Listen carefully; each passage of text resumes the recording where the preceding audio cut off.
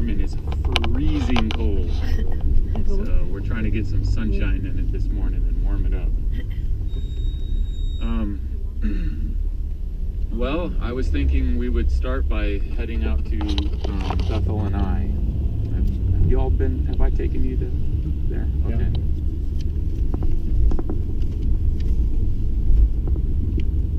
So we're going to stop by right now at the hotel and drop our bags off so we're lighter. Okay, yeah, that sounds good.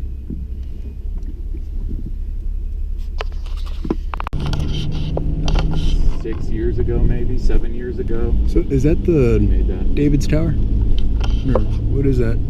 Yeah, that's it's a Crusader tower, and that was where Herod the Great's palace was in the past.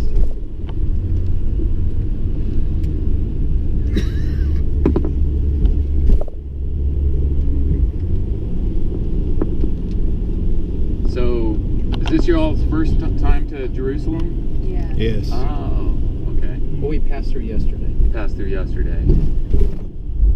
Well, this is the old city to our right here. And, yeah.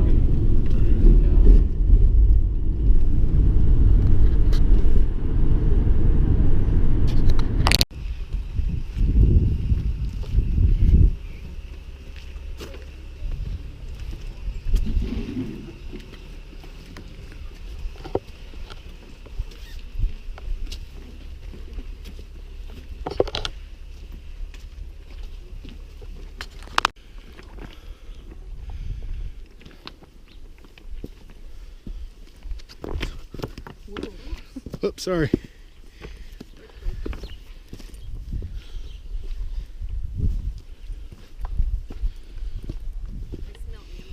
Yeah.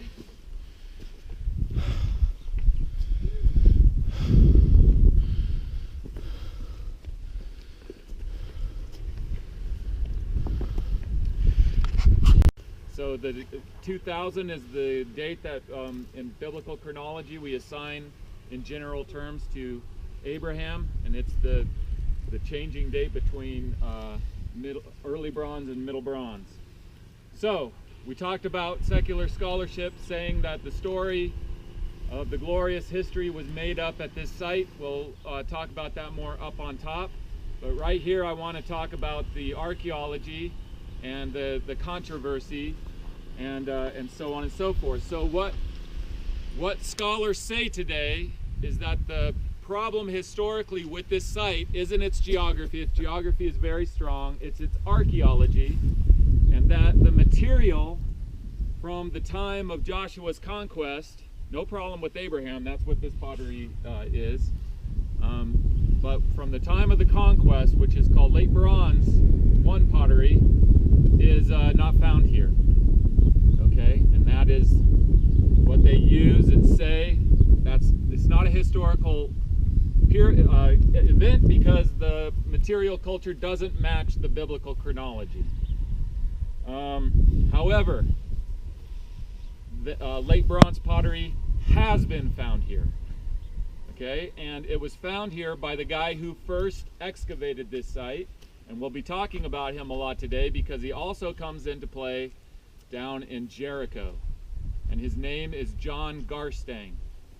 And he came here in 1928, and he was, by the way, the first director of the British School of Archaeology, and he excavated in 1928 Jericho, Ai, and Hatzor.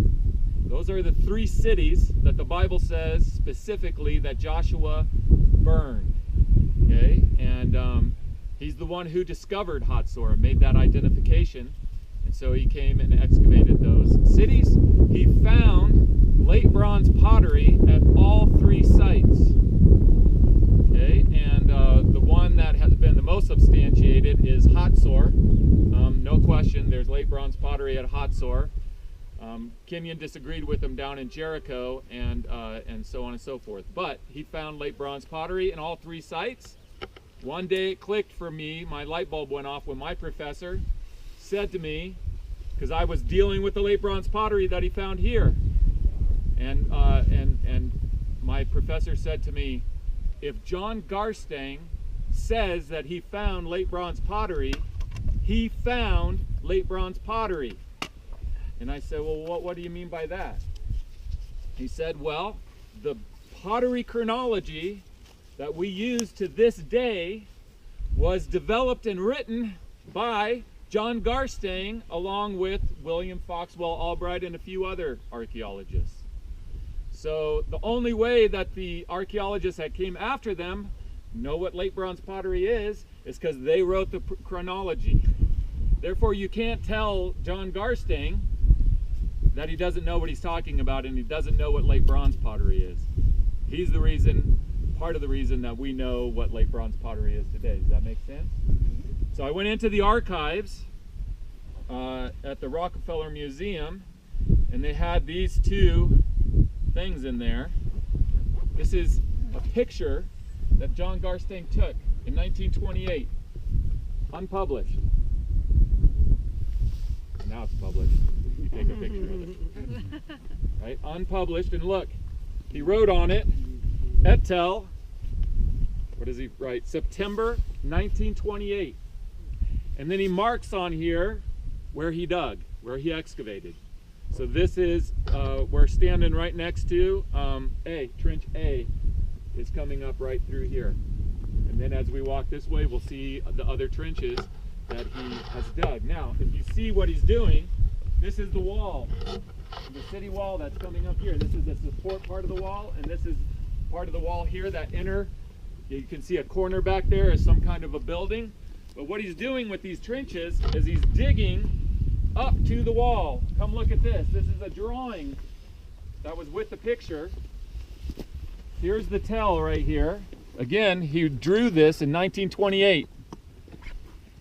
And he's showing us these trenches. Here's the trench that we're standing at. He's digging from outside of the wall up to the wall, outside of the wall up to the wall, outside of the wall up to the, you see what he's doing? He's exploring the wall archaeologically. Okay? What does he identify the wall as? A middle bronze to late bronze wall, just like the one at Jericho, just like the one at Hatzor. Now, he dug in different place than the excavations that came afterwards, that focused up on the summit of the tell. They didn't dig outside of the city. Raouf will tell you that there's this phenomenon of lower cities that are associated with the acropolises of the upper cities. And that's what now I've convinced Shimon Gibson, my professor, exists here. We've been looking at aerial photographs and everything, is a lower city from the late bronze period. This is very common, and so on and so forth. And that's what he was digging in at that time period. Okay, so now I don't want you to take my word for it. I can tell you anything I want to, and you'll believe me. I want you to understand it with your brains. I'm going to try to find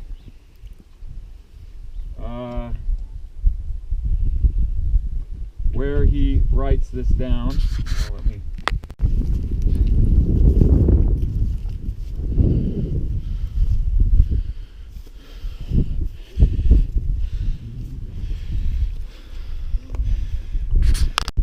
So chapter 8, then the Lord said to Joshua, do not be afraid, do not be discouraged. Take the whole army with you and go up and attack Ai, for I have delivered into your hands the king of Ai, his people, his city, and his land. You shall do to Ai and its king as you did to Jericho and its king, except that you may carry off their plunder and livestock for yourselves. Set an ambush behind the city. So Joshua and the whole army moved out to attack Ai. And by the way, I should mention this is the second attack on Ai. The first one they got routed, they got whooped, and they had victory at Jericho. Then they came up here, they got whooped. They were like, oh my gosh, what happened? And that's when they discovered, that Achan had taken some of the devoted things from Jericho. Maybe I should read a part of that too. Anyways, I'll go on. Okay, so Joshua and the whole army moved out to attack Ai. He chose 30,000 of his best fighting men and sent them out at night with these orders. Listen carefully. You are to set an ambush behind the city. Don't go very far from it. All of you be on the alert. I and all those with me will advance on the city, and when the men come out against us, as they did before, we will flee from them. They will pursue us until we have lured them away from the city, for they will say, they are running away from us as they did before. So when we flee from them, you are to rise up from ambush and take the city. The Lord your God will give it into your hand. When you have taken the city, set it on fire. Do what the Lord has commanded. See to it. You have my orders. Then Joshua sent them off, and they went to the place of ambush and lay in wait between Bethel and Ai. So where is the place of ambush? It's between Bethel and Ai. So it's west of us, right? To the west of Ai. Well, it just says it right there. So then Joshua sent them off, and they went to the place of ambush and lay in wait between Bethel and Ai, to the west of Ai. But Joshua spent that night with the people. Early the next morning, Joshua mustered his men, and he and the leaders of Israel marched before them to Ai. The entire force that was with him marched up and approached the city and arrived in front of it. They set up camp north of Ai. Everybody point north. Okay, so look at the olive trees down there, north of Ai. You see those? They set up camp north of Ai, with the valley between them and the city. Is there a valley between us and those olive trees? Yes. Yes, there is. Joshua had taken about 5,000 men and set them in ambush between Bethel and Ai, to the west of the city. So we've got our ambush over this ridge to the west. We've got Joshua and the Israelites camped with the valley to the north, with the valley in between them. They had the soldiers take up their positions, all those in the camp to the north of the city and the ambush to the west of it. That night Joshua went into the valley. Then when the king of Ai saw this, he and all the men of the city hurried out early in the morning to meet Israel in battle at a certain place overlooking the Arabah. That's the Arabah. If we could have a clear day, we'd see it. But he did not know that an ambush had been set against him behind the city. Joshua and all Israel let themselves be driven back before them, and they fled toward the desert. All the men of Ai, so they're fleeing towards the desert. All the men of Ai were called to pursue them, and they pursued Joshua and were lured away from the city. Not a man remained in Ai or Bethel. Wow. So they're not just fighting Ai, they're also fighting Bethel. Who did not go after Israel. They left the city open and went in pursuit of Israel. Then the Lord said to Joshua, hold out toward Ai the javelin that is in your hand, for into your hand I will deliver the city. So Joshua held out his javelin toward Ai. So he's down there holding up his javelin toward Ai. As soon as he did this, the men in ambush rose quickly from their position and rushed forward. Can you see it? He holds up his javelin down there towards the city of Ai, and over this ridge, here comes the Israelites rising from their place of ambush and charging the city. They entered the city and captured it and quickly set it on fire. The men of Ai looked back and saw the smoke of the city rising against the sky, but they had no chance to escape in any direction, for the Israelites who had been fleeing toward the desert had turned back against their pursuers. For when Joshua and all Israel saw that the ambush had taken the city and that smoke was going up from the city, they turned around and attacked the men of Ai. The men of the ambush also came out of the city against them, so that they were caught in the middle, with Israelites on both sides. Israel cut them down, leaving them neither survivors nor fugitives. But they took the king of Ai alive and brought him to Joshua.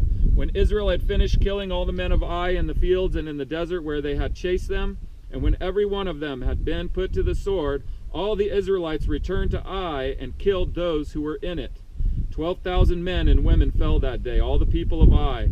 For Joshua did not draw back the hand that held out his javelin until he had destroyed all who lived in Ai. But Israel did carry off for themselves the livestock and plunder of the city the Lord had instructed Joshua. So Joshua burned Ai and made it a permanent heap of ruins, a desolate place to this day. He hung the king of Ai on a tree and left him there until evening. At sunset, Joshua ordered them to take his body from the tree and throw it down at the entrance of the city gate, and they raised a large pile of rocks over it, which remains to this day. See it? That's how it's simple. You just come, you stand in the place, and you read the biblical account, the ancient source, and you just look around, and it's simple. Secular scholars, they go, wow, that is so amazing. Wow, look at the detail. This must be where they made the story up. Right? That's not very amazing. The amazing thing is how well the biblical account matches the geography of the land. Yes.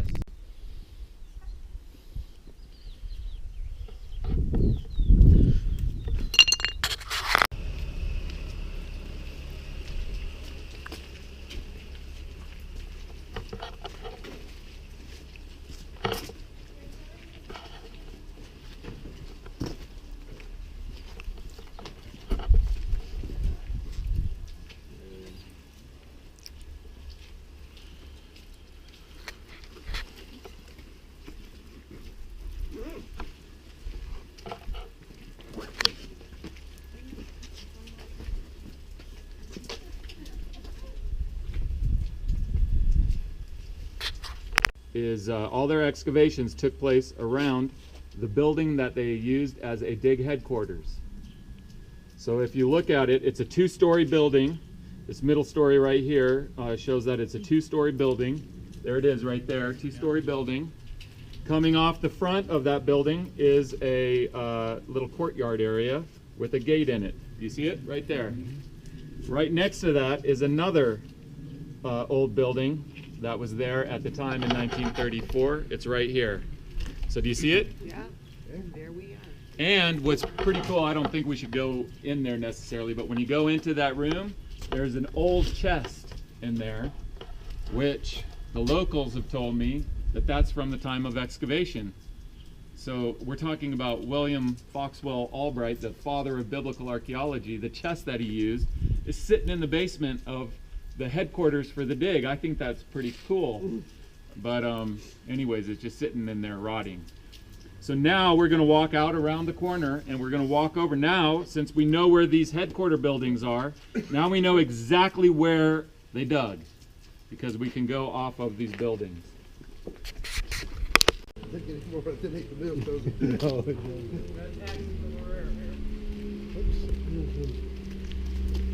What the average tourist sees, I don't think. No.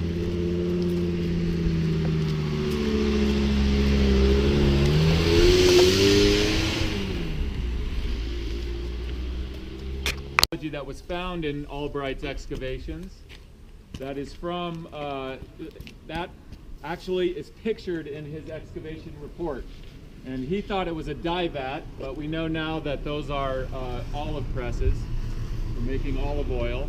And it's specifically from the early Iron Age, which are from the Iron Age period, Iron Age 2, which is the time of Jeroboam. And remember that the biblical account for Bethel is that when the kingdom divides between the north kingdom of Israel and the southern kingdom of Judah, that the first king of the northern kingdom is Jeroboam, and he doesn't want the Israelites, the 10 northern tribes, to go back to the temple and worship there. So he sets up his own religion, and he sets up a worship place in the far north at Dan, and in the far south of the northern kingdom here at Bethel.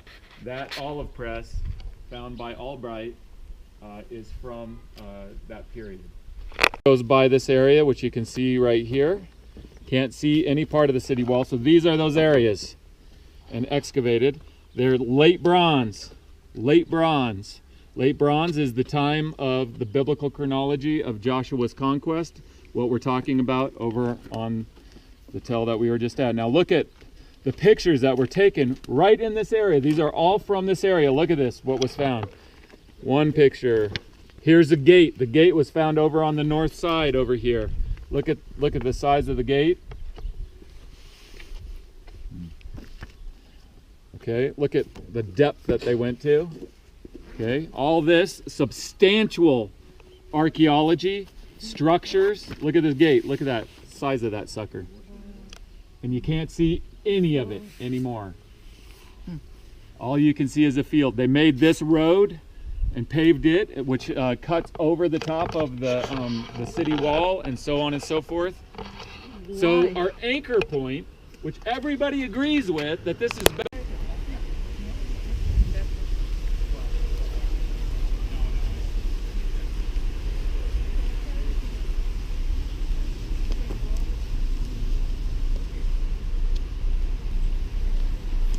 I always thought it would be bigger.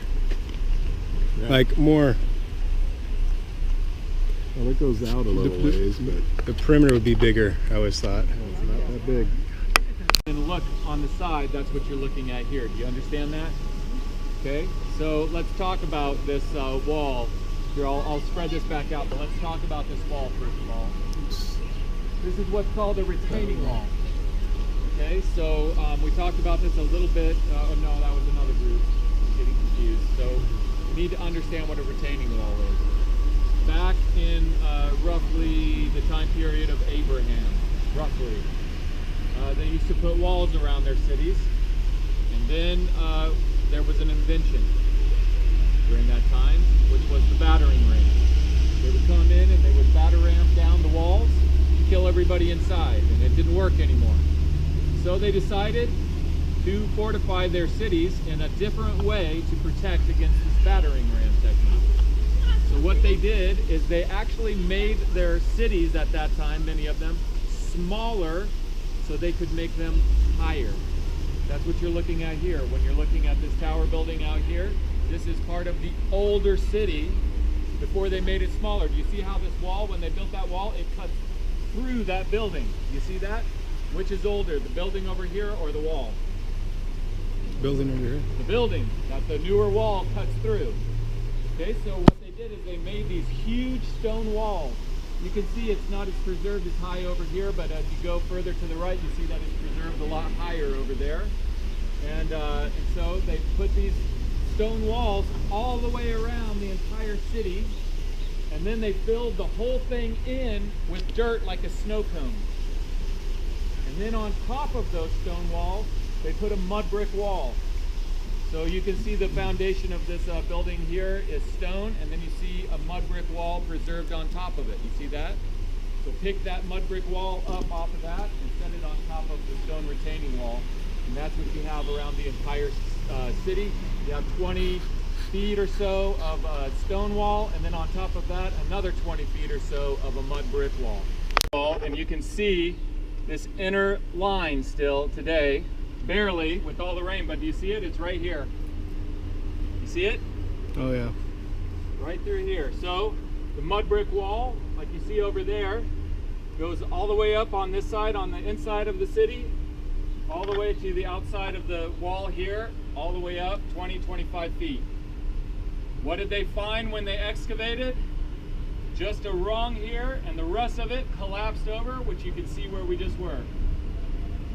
Look, here's a picture from the excavations. You see it? Here's the retaining wall, and right across the top, you see that last rung of mud brick walls. You see it? Mm-hmm. Here, I'll show you another one. That's this one right here. Here's the retaining wall, excavated. Look at the very top of it. Do you see that that rung of mud brick wall? One rung. You see it? Where is the rest of it? Collapsed over the side. Of all the cities excavated in the biblical lands, the one that's known from archaeology to have a collapsed city wall is Jericho.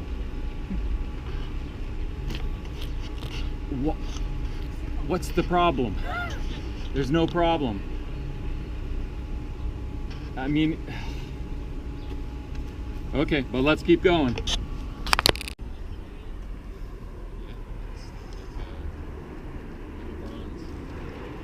Okay, so come close to me over here and get on this side of me. I'm going to show you. Studying Jericho and making a film about it, as I went to my professor, I said, who is the horse's mouth on Jericho? Who do I interview that would be Kenyon's take on it? He said, hands down, it's a guy named Peter Parr. Peter Parr is the only supervisor who worked under Kathleen Kenyon as a staff member who's still alive today. Okay, so temple period.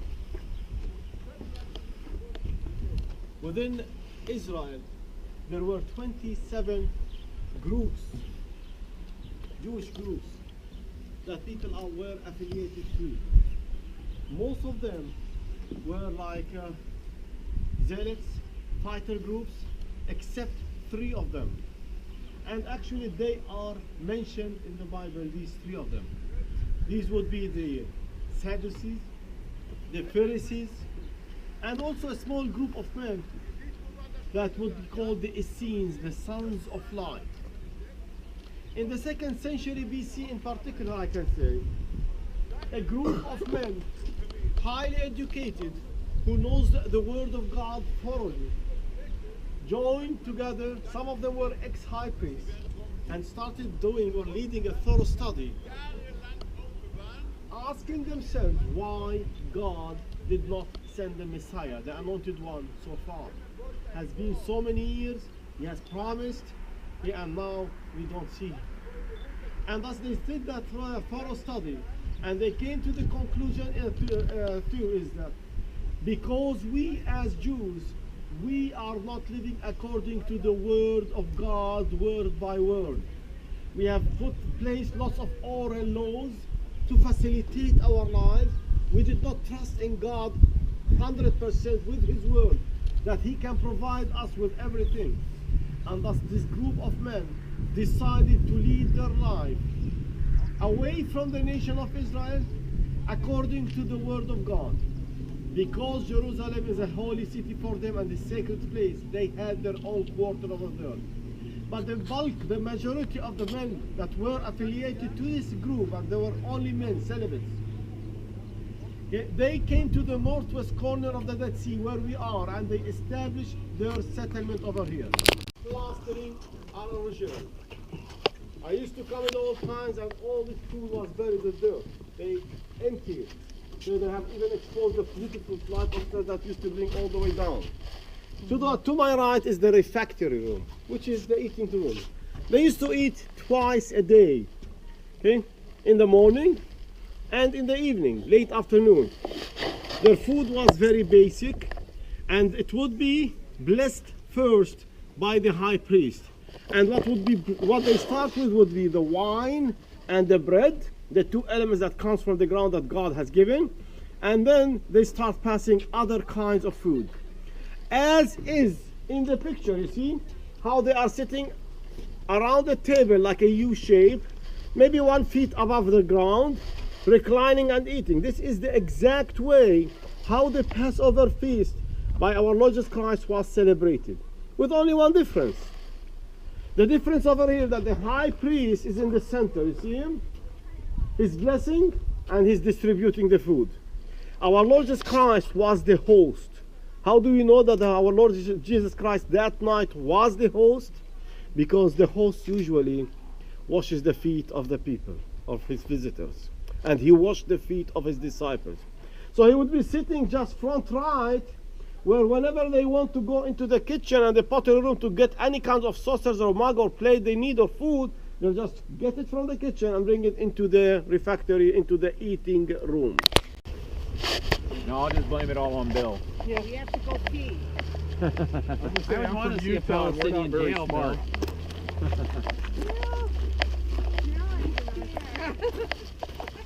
Well, no, I mean, all that they'll do is When you're they'll doing tell something us you're to not go away. supposed They'll just tell us we can't go. They won't, like, We'll do have them anything arrest you. serious.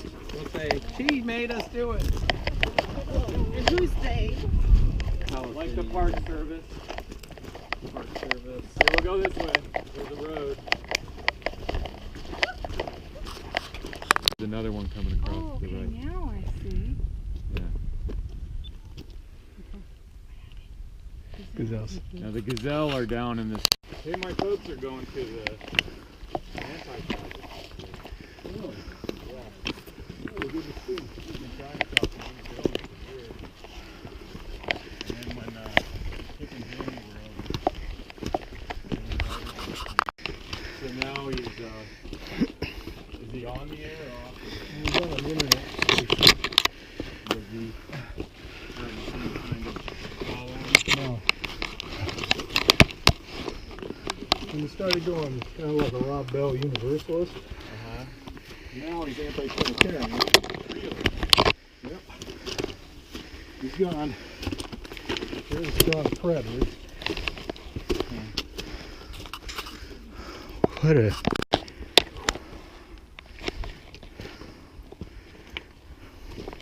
So are you still doing your conference? Or you... Well,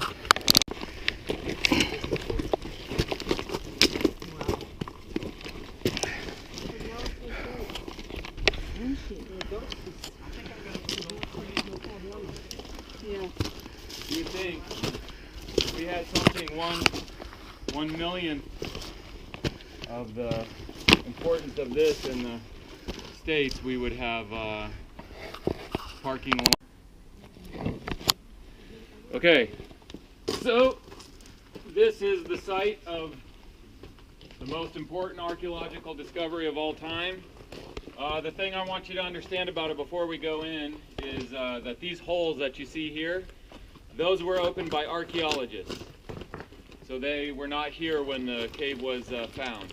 So the only opening when the cave was found is this hole that you see up here.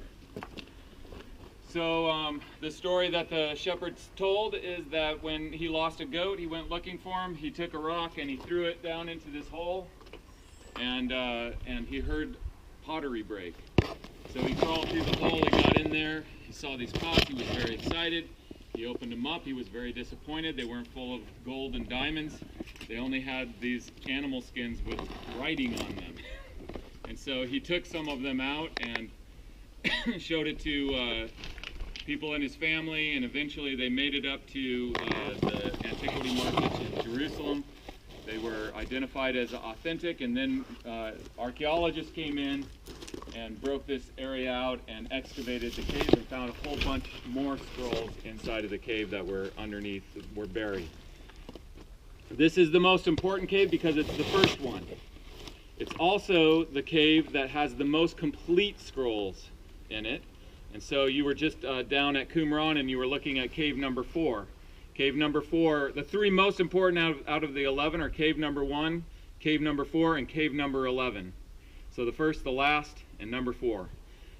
Number 4 is important because of so many biblical books came out of there, but they're very, very fragmentary. The more complete scrolls came out of cave number 1, including the scroll that is known as the Great Isaiah Scroll. So when you were at the museum yesterday, you saw the replica on display that was around. That scroll was found in here, and it dates to very, very, very liberally, the liberal date on it is 125 BC. But a lot of scholars put it at 200, many even put it as early as 300 BC. So before we go in, let's just talk about the significance of that. A lot has been said about the Dead Sea Scrolls. If I had a dime for every lecture I've sat through on the Dead Sea Scrolls that absolutely put me to sleep, I would be a rich man. I mean, what is talked about often is the details. And there's that old saying that we miss, so often we miss the forest for the trees, right? So what is the forest issue for the Dead Sea Scrolls? Everybody talks about, well, they speak to the reliability of the Old Testament. That's absolutely true. The oldest copies that we had before, they predate those by 1,000 years. So that's true. You'll hear people say that you'll hear secular scholars say that there's differences in the scrolls. There's 2 Isaiah scrolls that come out of this cave, and they are different. So, but what isn't explained is why they're different. one of them comes from close to 70 AD, and the other one comes from the 3rd to 2nd century BC. And the only thing that is more valuable to date than pottery are inscriptions. Why? Because just as pottery styles change rapidly over time, language changes rapidly over time. And so if you get an isolated inscription or text, you can tell where that comes from. So what changed from the 2nd century BC to the 1st century AD that separates out these two scrolls of Isaiah? Well, spelling changed. The use of certain words to describe something changed, and kinds of things like that. We're talking not things that affect the meaning of the scrolls, but just the basic things that change over time in a language. If you look at Old English, you won't even recognize it compared to the English that we use today. So it's the same in meaning, but the details of certain things changed over time. Does that make sense? The analogy I like to give is imagine a Christian church, a large Christian church in America that was destroyed in a sudden destruction, because that's why we have these scrolls, is the 70 AD destruction. They hid these scrolls, and they probably all died. Why? Because they never came back for their scrolls, right? So say that you have a Christian church, a large one, that is destroyed in America, and then a couple thousand years later, archaeologists come along and they dig it up.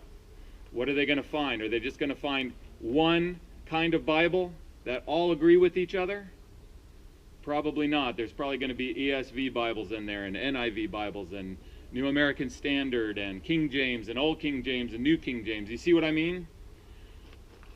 Is it a problem that all of those different Bibles are used in that context to understand what God communicated with us in His original Word?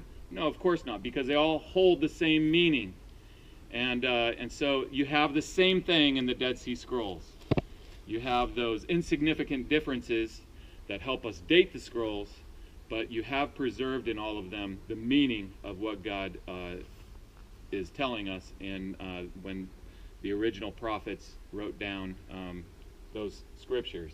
Now, what is the most important thing, in my opinion, that the Dead Sea Scrolls contribute? Book of Isaiah. And that would be that they predate Jesus of Nazareth. Okay, so you were at Bethlehem yesterday, right? Church of Nativity. No question about it, that's where Jesus was born.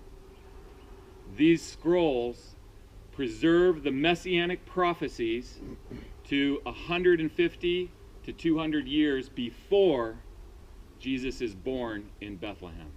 So let me give you an example. In cave number 4 that you were just looking at over there, there's a fragment that contains Micah 5:2. Micah 5:2 talks about the ruler who will be from eternity, who will be born in Bethlehem of Ephrathah, right?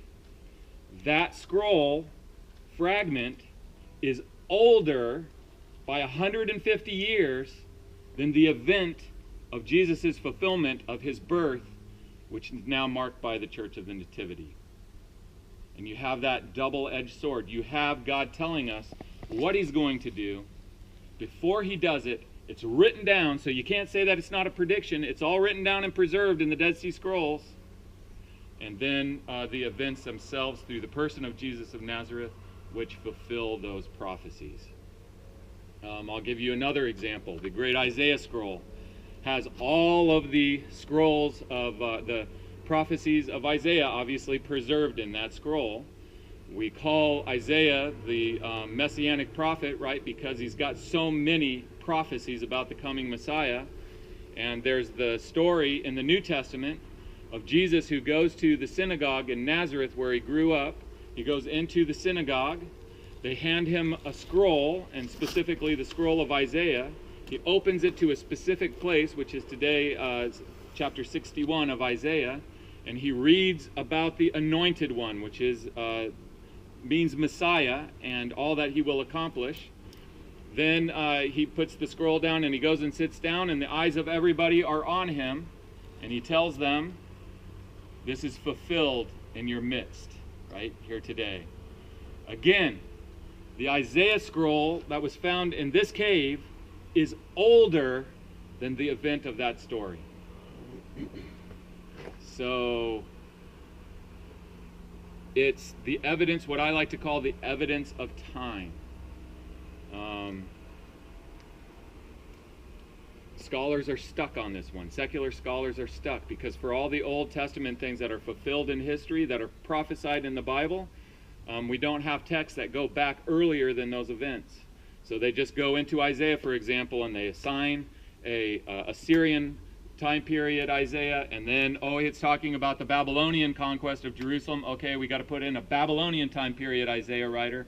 Oh, look, Cyrus is being mentioned. We got to put in a Persian period because it's their only explanation. How would they know about Cyrus, who's going to come hundreds of years in the future? There's got to be an add-on at that point. Do you see that? Yeah. Where they run into the obstacle is with the Dead Sea Scrolls and specifically with Jesus in the fulfillment of the Messiah. Because there you have all the messianic prophecies, of which there are many, many, many. And then you have this historical figure who fulfills them all. So you can't say that those aren't really predictions, that they were made up after the fact, because they're found here. They're obviously predictions. They're preserved before the fulfillment. They tried to wiggle out of it by saying, well, Jesus isn't historical then. Well, then why is he talked about by all these other historians and so on and so forth? Where did Christianity come from if it didn't come from him? It'd be like arguing against Mormonism by saying that Joseph Smith never lived. It's idiotic. It doesn't work. So they're stuck with a historical person on one side that did all these things and all these events, and is this person a son of David and born where he's supposed to be born, and then all the predictions over here that are preserved before that. It's over. What else do you need? There's no way to argue it. You know how they argue it? Ignore it. They ignore it. Exactly. Yep. You go and you hear all these talks on the Dead Sea Scrolls. That is never brought up once. So anyways, you can go in and you can see, I'll go in here and show you where the actual scroll of Isaiah was found.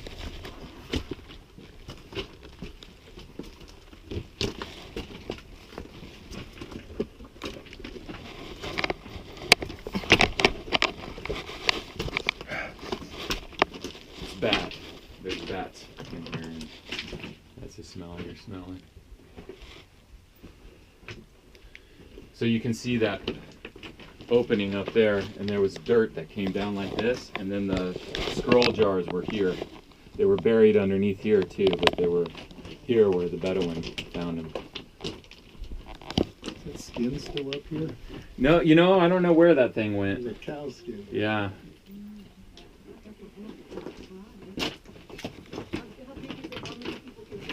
Yeah, you could come in.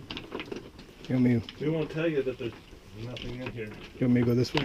This doesn't Sure. look that bright, but I guess it's working. It's not as bright as Sean.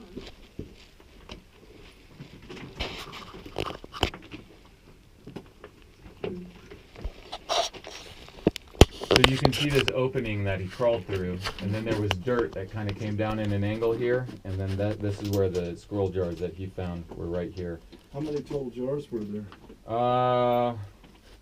I'm not sure exactly, but there were many, many, and then they excavated back to that wall, and they found a whole bunch more. So do you think, was this chiseled out by those guys to? No, it's a natural cave, It was and, natural. and what they're looking for in a cave to hide scrolls in is not a cave that stands out.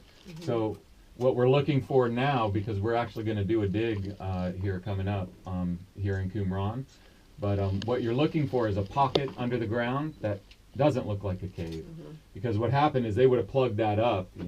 and then over time it just eroded out, but yeah, you don't want to hide it in an obvious cave. Right. And if there's 11 caves with scrolls in them, there's probably more that were better hidden and that haven't come to light yet. And now with new technology, you can see pockets under the ground. And so my professor has found a couple of them on this side and a few of them over on the Jordan side that And we're the going to go pockets. dig. Yeah. And it'll be a quick dig. You bust in, and if there's nothing there, then you go on to the next one, and if there is, then you stay and excavate.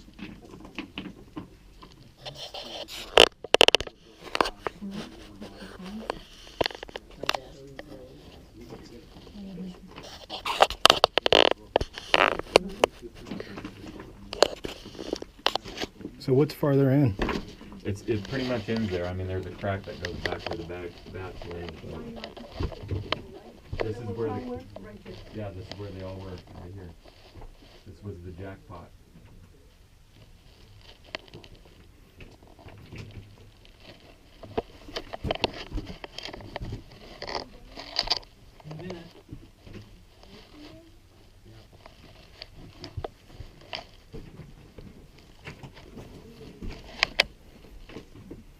Smells like urine, kind of. Yeah, that's the bats. Oh. Huh? Bats? Yeah, bats live back in there. Did you take any pictures? I didn't see any bats, but I'm gonna take his word for it. I've seen them back there. Yeah, it's Pretty the big. smell that you smell in here.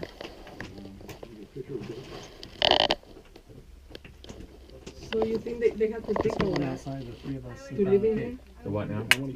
They have to dig and get all the. Yeah, that's Rocks the out. hole that he came through.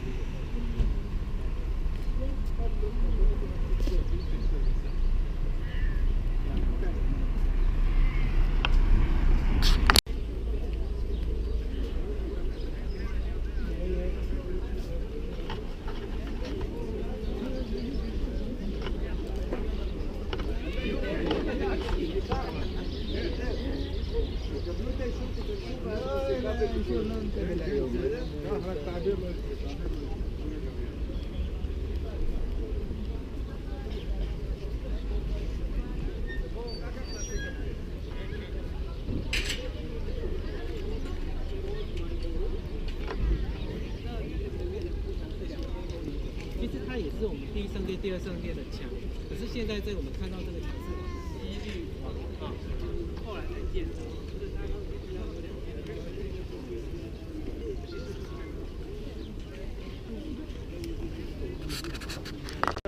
The closer you come to the presence of God, because that was the house of God, the presence of El Shaddai actually. And thus, the closer they come towards the wall at different corners, the closer they can come towards where the Holy of Holies was. Whether this, let's go back with the temples that were first over here, and we all know by now that the first temple was built by King Solomon, which we call in short as the Solomonic Temple.